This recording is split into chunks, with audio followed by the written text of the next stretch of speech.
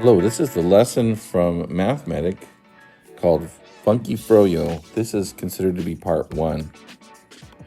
So the setting is you have a school band that's playing at Sweet Yo's, a frozen yogurt shop. It's $5 to get in the door, and if you'd like to eat frozen yogurt, while listening to their tunes, you can fill your cup with yogurt and toppings for 40 cents per ounce. And so the equation that's going to model that is right here.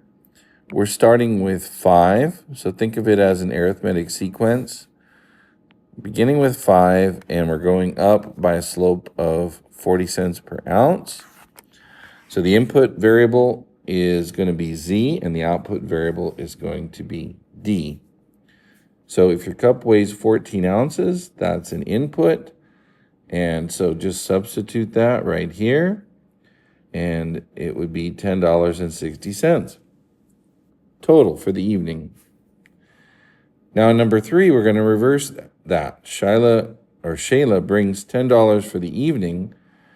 How many ounces of frozen yogurt can she buy? Well, we're solving for Z on this one. So you're going to replace the D with 10 and use your equation solving skills to solve it. And in number 4, Samra has $7 to spend. How many ounces of Fro Yo can she buy? Again, it would be the same type equation solved in a very similar way. Number 5, though, write an equation that gives the number of ounces of Fro Yo, Z, you can buy if you bring D dollars. So how'd they come up with this equation? Well, if you look at the operations in the original equation, so that would be right here. The first thing you do if you're substituting Z is this multiplication right here. After the multiplication, then you have an addition. So we have to reverse those.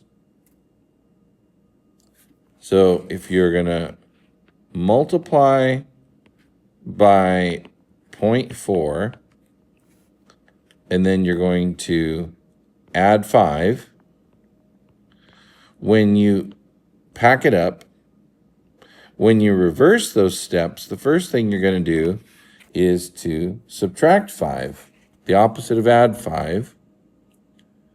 So that's where we get D minus 5. And then divide by 0.4. And that expression right there is the inverse. You can see it right here. So the next problem is getting you to see, well, which equation would you use? Use the one with the correct input. So Henry bought 10 ounces of Fro Yo. Which equation should you use to determine how much he spent in total? Well, he bought 10 ounces. That's going to be a Z. So replace Z in the first equation. You see, you input 10, you output 9. But now Chandler spent $9 for the evening.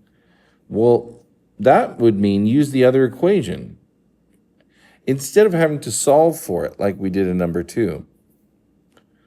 So if we use the other equation, we input his $9, we get 10 ounces. So notice the relationship between these two. On number 6, you input 10, you output 9, but on number 7, you output 9, you input 10. Sorry, I said that backwards. You input 9, you output 10. Yes. Okay, so what is this at the bottom here? Well, this is an inverse. This is a composition of functions. If you put f inside of f inverse, it gives you back the original thing you started with. See, 10 on the inside gives you 10 on the outside after you've evaluated. So that means that would work no matter what the value was. And also, what they didn't bring out here, but right now, is that also it works the other way. If you do f of f inverse of 10, you do get back 10. And so f of f inverse of x is x. So here's our notes: writing inverse functions, use inverse operations to rewrite the equation so that the input and output variables switch. Okay, and here's an example using Celsius to Fahrenheit conversion. And then composition of inverse functions. So if f and f inverse are composed with each other, if you put one inside of the other, you're going to get back x every time. There's x. There's x. So that really proves that they're inverses. Okay, we're going to stop right there. Have a good day.